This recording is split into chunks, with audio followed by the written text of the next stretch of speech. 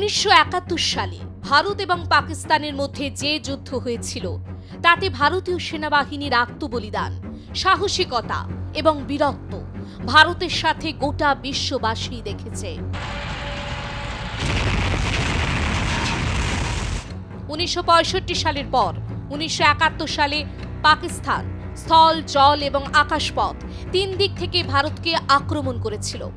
স্থলপথে রাজস্থানের লঙ্গেওয়ালা পোস্টে আঘাত করে পাকিস্তানের 2000 পদাতিক বাহিনী।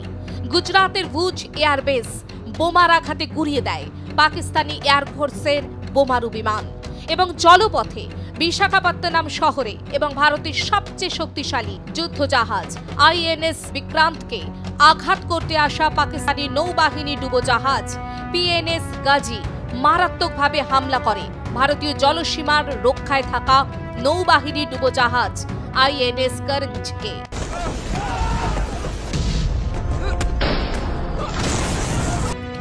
কিন্তু এত আঘাত সত্ত্বেও পাকিস্তানকে ভারতের মাটিতে একটা আঁচড়ও কাটতে দেয়নি ভারতীয় সেনাবাহিনী।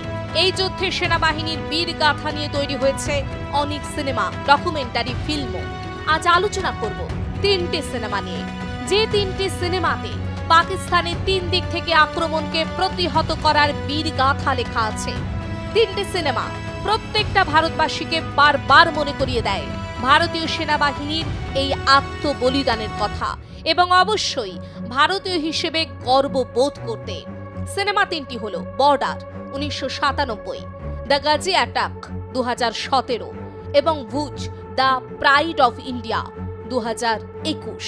3টি সিনেমা যদি একের পর এক কেউ দেখেন তাহলে খুব পরিষ্কারভাবে বুঝতে পারবেন পাকিস্তান কতটা মরিয়া হয়ে উঠেছিল ভারত দখল করতে। আসুন একটু দেখে নিই এই 3টে সিনেমার পরিপ্রেক্ষিতে ঠিক কি হয়েছিল সেই সময়ে।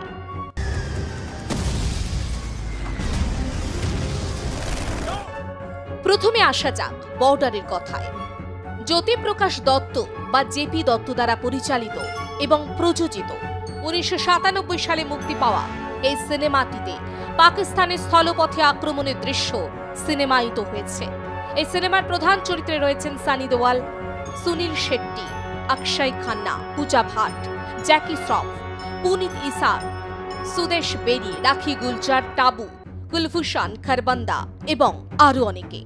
71 যুদ্ধে পাকিস্তান স্থলপথে ভারত আক্রমণ করেছিল লঙ্গেওয়ালা সেনা চৌকিতে এবং মেজর কুলদীপ সিং চাঁদপুরি মাত্র 120 জন সেনা জওয়ানদের নিয়ে পাক সেনার আঘাত প্রতিহত করে নিজেদের শেষ নিঃশ্বাস পর্যন্ত লড়ে গিয়েছিলেন। বর্ডার সিনেমাটি তার অন্যতম এক দৃষ্টান্ত। আসুন এবার এই সিনেমার দৃশ্যপটের মধ্য দিয়ে পাকিস্তানের স্থলপথে আক্রমণ এবং তাদের ব্যর্থতার ঘটনা দেখে নিই।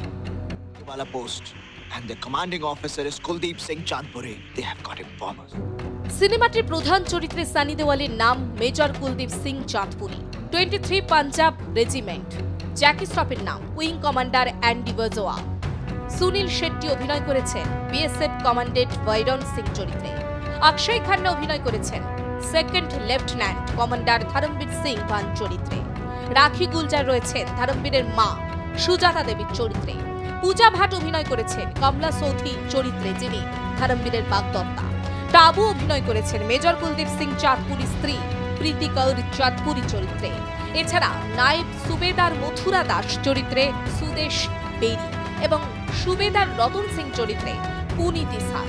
সিনেমার শুরুতে দেখা যায় কুলদীপ সিং চাঁদপুরি ডিউটিতে যোগ দিতে রাজস্থানের যোধপুরে এসে পৌঁছান এবং সেখানে দেখা হয় উইং কমান্ডার অ্যান্ডি বাজোয়ার সাথে। এরপর তাদের কিছু আলাপচারিতার পর কুলদীপ হেডকোয়ার্টারে পৌঁছলে তিনি তার কোম্পানি 120 জন জওয়ানের সাথে মিলিত হন সেকেন্ড লেফটেন্যান্ট ধরমবীর সিং ভানের নেতৃত্বে। এর পরের দৃশ্যতে দেখা যায় কুলদীপ সিং, বৈরন সিং, ধরমবীর সিং একটি গাড়িতে করে রাতে টহলদারিতে বেরিয়েছেন। কিছু যাওয়ার পর তারা একটি পুরো বাড়ির ভেতর আলো জ্বলতে দেখে সেদিকে যান। সেখানে অচেনা কিছু লোকজন এবং বাড়ির বাইরে বাঁধা উট দেখে তারা জিজ্ঞেস করেন তারা কে এবং কোথা থেকে এসেছে, কোথায় যাবে। এর উত্তরে সেই আগন্তুকরা জানায় তারা তানুর মাতা মন্দিরে যাচ্ছে, রাতে বিশ্রাম করতে যাচ্ছে। রাতের খাবারের জোগাড় করার সময়ে সেনাবাহিনীর লোকজন এসে পড়াতে তারা একটু চিন্তিত হয়ে পড়েছে। এই কথা শুনে কুলদীপ সিংরা চলেই যাচ্ছিল। এমন সময় ভাইরন সিং এর নজরে আসে বাইরে বেঁধে রাখা উটের খাবারে। চারপাশে মরুভূমির মাঝে এমন ঘাস পাওয়া যায় না, কিন্তু বর্ডারের ওই পারে পাকিস্তানের দিকে এমন ঘাস পাওয়া যায়। এই কথা মনে হতে আর কারোর বুঝতে বাকি থাকে না যে বাড়ির ভেতরে থাকা লোকজন আসলে কারা। এই কথা মনে হতেই তারা আবার বাড়ির ভেতরে ঢুকে দেখেন আগন্তুকরা বন্দুক বের করে একটা সংঘাতের তোড়জোড় করছে। সেই যাত্রায় সেই অনুপ্রবেশকারীদের খতম করতে সক্ষম হয় তারা। এরপর একদিন তৎকালীন প্রধানমন্ত্রী ইন্দিরা গান্ধী ঘোষণা করেন পাকিস্তানের বোমারু বিমানের আক্রমণের কথা। ঠিক এর পরের দিনই পাকিস্তানের দিক থেকে ভারী সংখ্যায় আর্টিলারি শেলিং শুরু হয় এবং আক্রমণ করে বর্ডারের কাছের গ্রামে। কুলদীপ সিং, ভাইরন সিং নিজেরা তাদের বাহিনীর সাথে গ্রামবাসীদের উদ্ধার কার্যে হাত লাগায়। সেই দিনই ধরমবীর সিং জানায় পাকিস্তানের দিক থেকে 2000 পদাতিক সেনা এবং 40টি ট্যাঙ্কার ভারতের দিকে এগোচ্ছে। কুলদীপ বার্তা দেয় বর্ডারের এপারে আসা অব্দি শত্রুপক্ষের ওপর নজর রাখতে। এদিকে পাক সেনাবাহিনী বর্ডার পেরিয়ে লঙ্গেওয়ালা আউটপোস্টের বাংকারে পৌঁছানো মাত্রই ভারতীয় সেনার ছড়ানো অ্যান্টি ট্যাঙ্ক মিসাইলে পাকিস্তানের একটি ট্যাঙ্কার ক্ষতিগ্রস্ত হলে পদাতিক সেনা আক্রমণ করে। 2000 সেনার বিরুদ্ধে মাত্র 120 জন শুনতে আশ্চর্যকর হলেও কুলদীপরা জান প্রাণ লড়িয়ে সেই আঘাত প্রতিহত করতে থাকে। ইতিমধ্যে কুলদীপ এয়ার সাপোর্টের জন্য উইং কমান্ডার অ্যান্ডি বাজোয়ার সাথে যোগাযোগ করলে তিনি জানান তাদের হকার হান্টার যুদ্ধ বিমান রাতে কোনো রকম আক্রমণ করার পক্ষে অনুপযুক্ত। ভোরের প্রথম আলো ফুটলেই তারা উড়ান নিতে পারবেন। এমন অবস্থায় কুলদীপ সিং চাঁদপুরি এবং তার বাহিনী সর্বশক্তি দিয়ে এক প্রকার আত্মঘাতীভাবে পাকিস্তানি আক্রমণ প্রতিহত করতে থাকেন। যুদ্ধে একে একে মথুরা দাস, ভাইরন সিং, রতন সিং, ধরমবীর সিং ওয়ান এবং আরো অনেক সেনা শহীদ হন। তা সত্ত্বেও দমে যাননি কুলদীপ। যুদ্ধ চলাকালীন তার জিম্মায় পড়ে যাওয়া এক পাকিস্তানি ফৌজের কাছ থেকে তিনি জানতে পারেন পাকিস্তানি সেনা প্রধান দস্তগীরের পরিকল্পনা ছিল তারা প্রাতরাশ করবে জয়সলমীরে, মধ্যাহ্নভোজ করবে যোধপুরে এবং নৈশাহার করবে দিল্লিতে। এমন ভাবে ভারতে পাকিস্তানি শাসন জারি করতে উদ্যত হয়েছিল। এই কথা জানতে পেরে কুলদীপ অবশিষ্ট সেনাদের নিয়ে পাকিস্তানি ফৌজের ওপর ঝাঁপিয়ে পড়ে একের পর এক পাকিস্তানি ট্যাঙ্কার ধ্বংস করে। পাকিস্তানি সেনা এবং সেনাপ্রধান দস্তগীরকে খতম করে একসময় কুলদীপ নিজেই যখন একটি বোমারু ট্যাঙ্কারের নিশানায় পড়ে গেছেন, ঠিক তখনই উইং কমান্ডার অ্যান্ডি বাজোয়া এবং তার বাহিনী বাকি পাকিস্তানি ট্যাঙ্কারগুলিকে ধ্বংস করে এবং পাকিস্তানের আঘাতকে সম্পূর্ণভাবে প্রতিহত করে।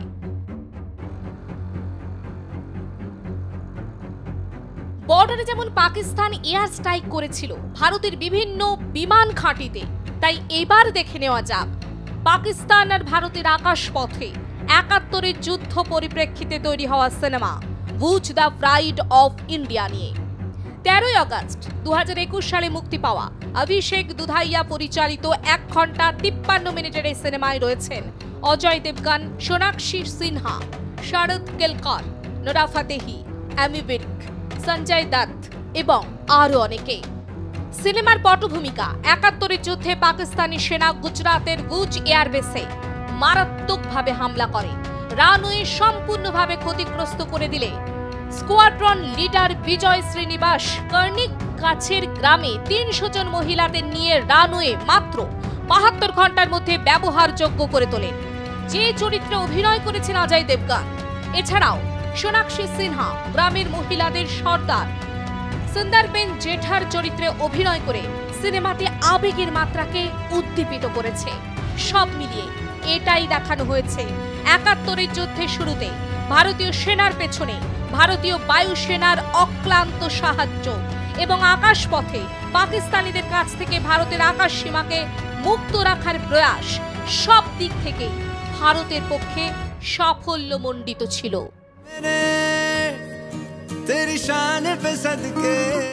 এরপর আসা যাক জলপথে ভারত ও পাকিস্তানের যুদ্ধের পরিপ্রেক্ষিতে। 17 ফেব্রুয়ারি 2017 সালে মুক্তি পাওয়া একটি তেলুগু সিনেমা গাজির হিন্দি মাধ্যমের নাম দ্য গাজি অ্যাটাক। 2 ঘন্টা 5 মিনিটের এই সিনেমার পরিচালনায় ছিলেন সংকল্প রেড্ডি। অভিনয়ে ছিলেন কৃষ্ণ কুমার মেনন, রানা দাগ্গুবাতি, অতুল কুলকার্নি, রাহুল সিং, সত্যদেব, তাপসী পান্নু এবং আরো অনেকে। সিনেমায় দেখা যায় তৎকালীন পূর্ব পাকিস্তানের একটি ডুবোজাহাজ পিএনএস গাজী ভারতের একটি পণ্যবাহী জাহাজে টর্পেডো নিয়ে হামলা চালায় এবং ভারতের বিশাখাপত্তনম, যা কিনা একাধারে ভারতের একটি নামকরা শহর এবং নৌবাহিনীর সদর ঘাঁটি নামে পরিচিত, সেই দিকে এগোতে থাকে। এই হামলায় চার্জ নেয় ভারতীয় নৌবাহিনীর ডুবোজাহাজ আইএনএস করঞ্জ। এই ডুবোজাহাজের নেতৃত্বে ছিলেন ক্যাপ্টেন রণবিজয় সিং, যে চরিত্রে অভিনয় করেছেন কৃষ্ণ কুমার মেনন। মূল চিত্রনাট্যটি ছিল পিএনএস গাজী এবং আইএনএস করঞ্জের মধ্যে যুদ্ধকে কেন্দ্র করে। গাজীর ছোড়া টর্পেডোর আঘাতে আইএনএস করঞ্জের সামনে পেছনে চলার ক্ষমতা সম্পূর্ণ নষ্ট হয়ে যায় এবং করঞ্জের একটি টর্পেডো কক্ষ সম্পূর্ণরূপে জলে ভরে যায়। এই সংঘাতে ডুবোজাহাজের যন্ত্রাংশ ভেঙে ক্যাপ্টেন সিং শহীদ হন। তাকে সমুদ্রে সলিল সমাধি দেওয়া হয়। ক্যাপ্টেন সিং এর অবর্তমানে লেফটেন্যান্ট কমান্ডার অর্জুন বর্মাকেই সবাই ডুবোজাহাজে চার্জ নিতে অনুরোধ করেন। অর্জুন তখন নিজের বুদ্ধিমত্তাকে কাজে লাগিয়ে কেবলমাত্র ডুবোজাহাজকে ওপরে নিচে চলাচলের মাধ্যমেই পিএনএস গাজীর নিক্ষেপ করা টর্পেডোর থেকে নিজেকে রক্ষা করে এবং নিজের জীবনকে বাজি রেখে জলমগ্ন টর্পেডো কক্ষে ঢুকে ম্যানুয়ালি তাদের টর্পেডো নিক্ষেপ করে গাজীর দিকে। S-2 এর নিক্ষেপ করা টর্পেডোর আঘাতে পিএনএস গাজী ধ্বংস হয় এবং S-2 সমুদ্রপৃষ্ঠে উঠে এলে একটি কোস্ট গার্ডের জাহাজ তাদের উদ্ধার করে।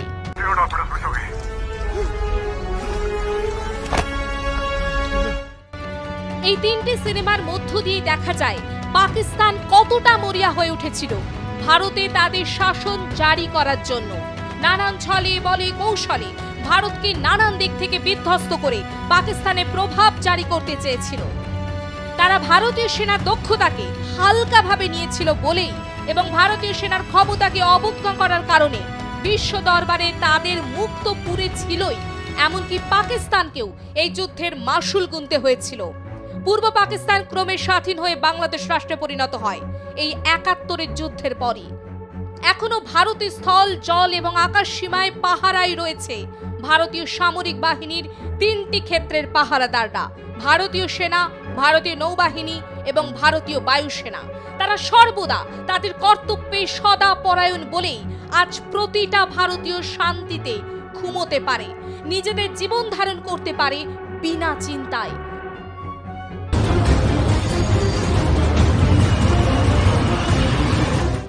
ভারতীয় সামরিক বাহিনীর প্রতিটা বীর গাথা দেশ আজীবন মনে রাখবে এরকম কালোজয়ী সিনেমাগুলির মাধ্যমে। ব্যুরো রিপোর্ট, আর প্লাস নিউজ।